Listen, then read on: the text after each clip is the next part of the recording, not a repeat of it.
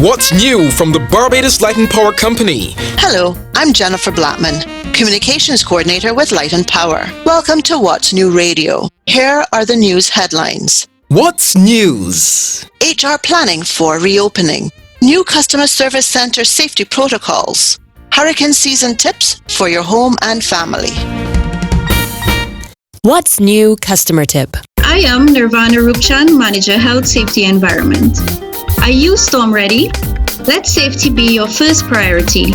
To report down power lines and poles, contact us on our 24-hour hotline at 626-9000 or use our BLPC Connect app. For more tips on how to keep your family safe before, during, and after a hurricane, visit our website blpc.com.bb or follow us on social media at BLPC Online. The impact of the COVID-19 pandemic was swift. Government closed schools on March 18th and shortly afterwards, all non-essential businesses. Each business has had to decide when is the right time to reopen. At Light and Power, the safety of our employees, their families, and concerns for our customers as well as business continuity have been the cornerstone of our decision to reopen.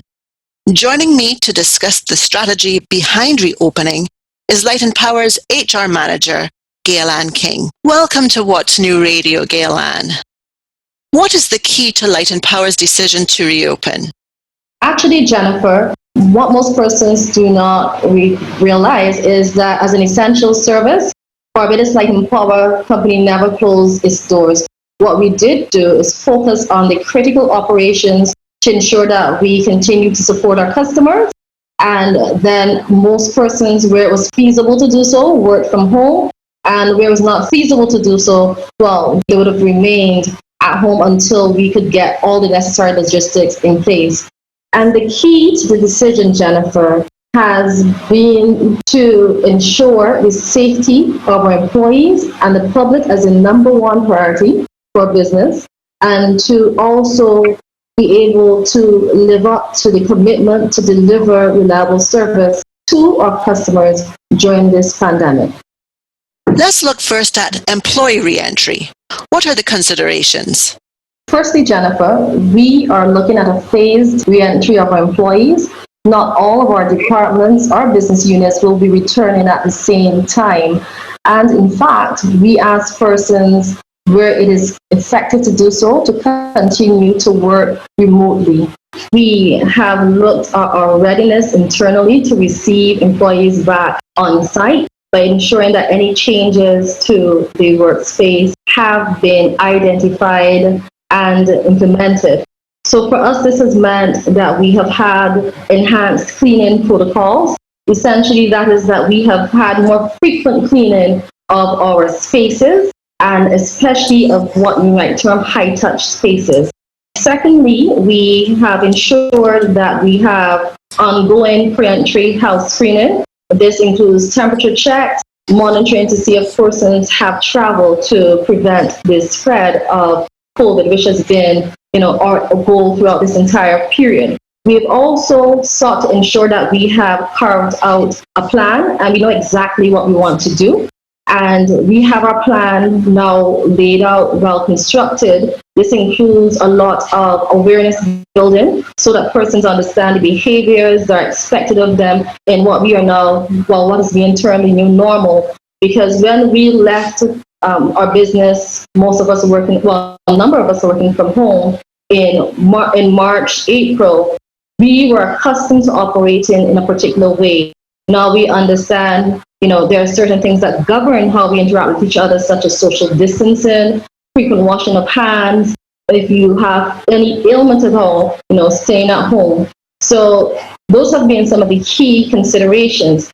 Now, one I forgot to mention for you, Jennifer, we have also paid lots of attention because of the nature of our business to the safety side of things, the health and safety side of things. So it has been crucial that we have sufficient supplies available, supplies in terms of PPE, because of the nature of our business, because we have mechanics, we have engineers, we have office staff. So ensuring that persons have the necessary PPE to operate within their day-to-day jobs safely, as well as the cleaning supplies. to support the enhanced cleaning protocols which we have in place.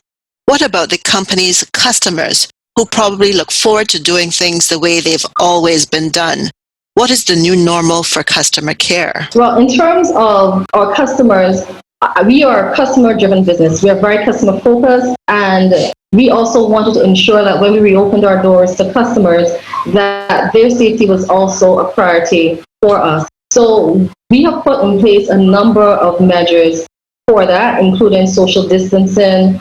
We have temperature checks. We have contact tracing. We also have implemented sneeze guards. Some people refer to them as plexiglass, the number of terms. But we've put a number of measures in place. The other thing we have done is we have looked at the capacity for our building for both customers and employees to facilitate the social distancing.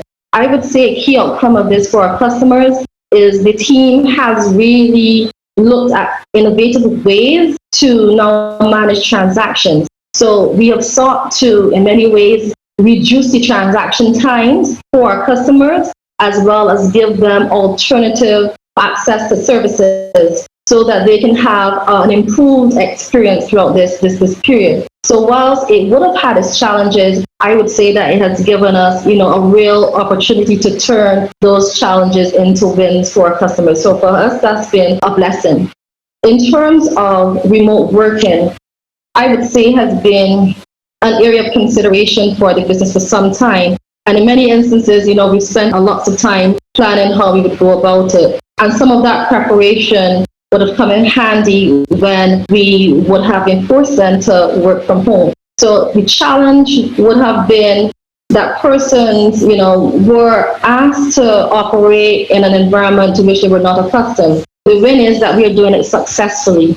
We've been able to demonstrate that we can do so productively, and we've been able to leverage technology through various online applications such as WebEx and Zoom meetings to facilitate connection between our employees, with our vendors, with our customers.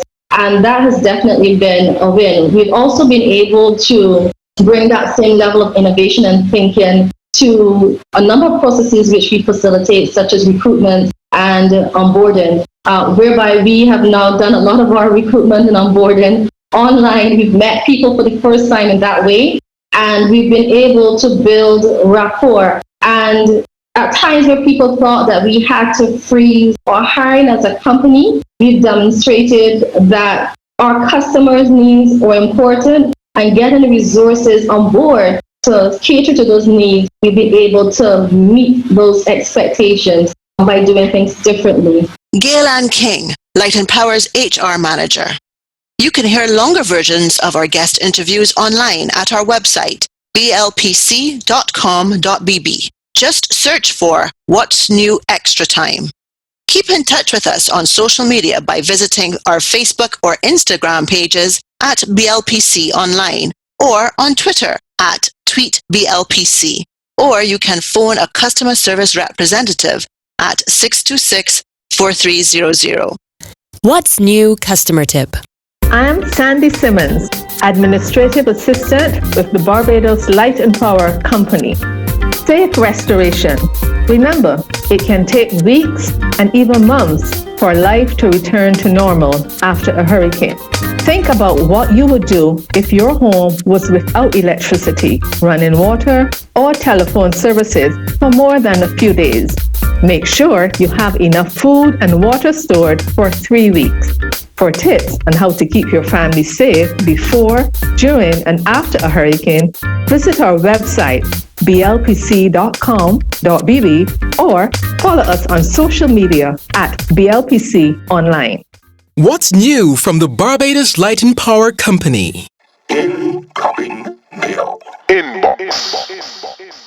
By using our customer support portal online on our website, blpc.com.bb, customers have been able to request a service, make a query, and see their electricity bill, which they can pay through Light and Power's payment partners. Now, in addition to these online services, our customer service center at the Garrison has reopened to facilitate transactions which cannot be completed online. So, For our inbox today, I've invited Arlette Cisnet, Customer Care Supervisor, to talk about the health and safety protocols that are in place for this reopening. Hello, Arlette. Thanks for joining us. Hi, Jennifer. Thank you for having me. What are some of the health and safety protocols a customer must follow if they have to come to the customer service center? Well, Jennifer, first of all, you want to make them aware that we have social distancing markers in place on the outside and on the inside of the service center to guide them to where they should stand. Okay, the number of customers permitted in the service center at any one time is restricted to 10 only. And the customers must wear masks. Our employees must wear masks as well. Now, we have a guard on the outside who is taking customer contact information. He's recording them in the book for contact tracing if we need to go that direction. Every customer must sanitize before entering and proceeding to an agent. And we also have a full-time cleaner present who sanitizes the payment hall throughout the day. That's some of our protocols that we have in place at the moment. Are there any special considerations for the disabled or senior citizens who may have to visit the customer center? Certainly, definitely disabled persons, and we also have customers 65 years and over, as well as pregnant women and so on. They're always allowed to enter the service center. No appointment needed at all. What are the opening hours? Our opening hours are now 8 a.m. to 3 p.m. Monday to Friday. How does this change for people who might not be clear? Okay, in terms of the opening hours? Yeah, how is it different from before? Right, well, we opened at 7:30 a.m. before, right? That is now changed to 8. When we first opened, we had a few customers who were there from 7:30 waiting. You have to remember now that we're closing at 3 o'clock instead of 4, so it's an hour earlier. So you just come in and do your business and so on. And obviously, since we are going by appointment only, we would expect that we have fewer customers coming in. So that time now should be quite adequate for customers. And so far, it has been working out quite well. So how does a customer make an appointment to come to the center? Those customers who do not have the facility to use our online channel can call our customer support agent at 626-4300, where the agent will discuss and assist them with their requests, and if necessary, our agent will arrange an appointment for them to come in. If you are 65 years old and over, as mentioned earlier, no appointment is necessary. And I also want to add here as well that if you're making a miscellaneous payment, such as a payment for line work or payment for a used pole, etc., you will be allowed to enter the service center without making an appointment. And Arlette, just remind customers about how to sign up for online customer care options. You can log on to our website at www.blpc.com.bb. If you want to make a service request, just click on Submit a Service Request at the top of the home page and follow the steps. And there you go. And finally, what is the number to call a customer representative, a service agent? That number, Jennifer, is 626-4300. Now, let me just take this opportunity to say that since we have reopened for the last 2 weeks, some of our customers coming into the office have been saying that they are happy with the change. No long waiting line, just glad to be in and out. Thank you, Arlette. You're welcome, Jennifer. What's new from the Barbados Light and Power Company? Thanks for joining me today. You can listen to the program online at blpc.com.bb and search for What's New Radio. I'm Jennifer Blattman, Communications Coordinator with the Barbados Light and Power Company. Till next time, bye for now. This program was produced for the Barbados Light and Power Company by SFA Communications.